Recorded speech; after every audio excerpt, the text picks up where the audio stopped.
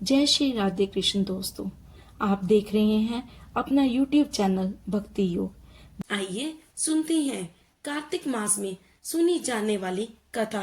बोलिए भगवान श्री हरि विष्णु की जय, माता लक्ष्मी की जय। कार्तिक मास की पौराणिक कथा के अनुसार एक गांव में बुढ़िया रहती थी जो कार्तिक का व्रत किया करती थी।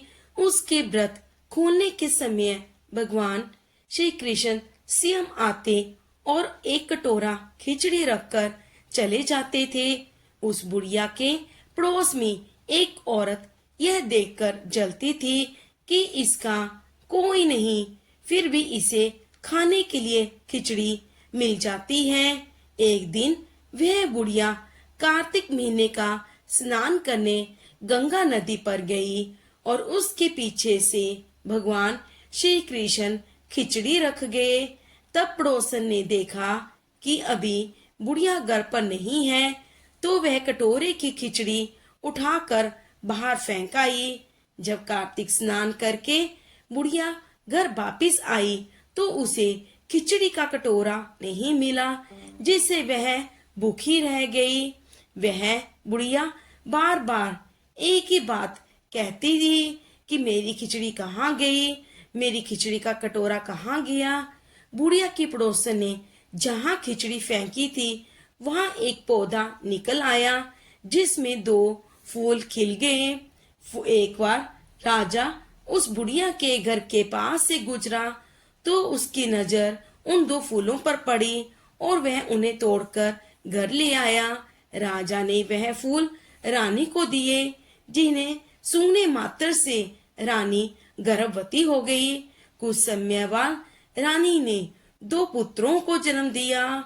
जब वे दोनों पुत्र बड़े हो गए तो वह किसी से बोलते नहीं थे, लेकिन जब वह दोनों शिकार पर जाते तो रास्ते में उन्हें वही बुढ़िया मिलती जो अभी भी यही कहा करती है कि मेरी खिचड़ी का कटोरा कहाँ गया। बुढ़िया की बात सुनकर हर बार वह दोनों एक ही जवाब देते कि हम ही तेरी खिचड़ी हैं, हम ही तेरा कटोरा है।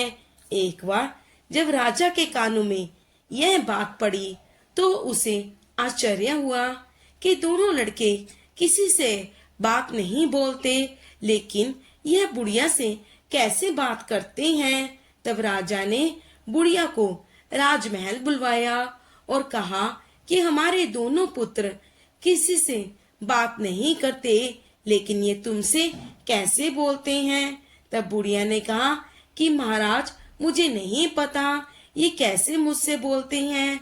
मैं तो सिर्फ कार्तिक मास का व्रत किया करती थी और भगवान श्री कृष्ण मुझे खिचड़ी का कटोरा भरकर दे जाते थे, लेकिन जब मैं कार्तिक स्नान कर कर घर आई तो मुझे ना वहाँ खिचड़ी मिली और ना ही कटोरा।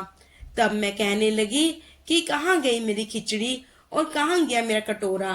तब इन दोनों लड़कों ने मेरी बात सुनी और ये कहने लगे कि तुम्हारी पड़ोसन ने तुम्हारी खिचड़ी फेंक दी थी, उसके 2 फूल बन गए थे।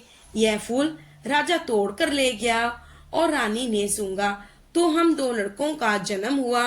हमें भगवान श्री कृष्ण ने ही तुम्हारे लिए भेजा है।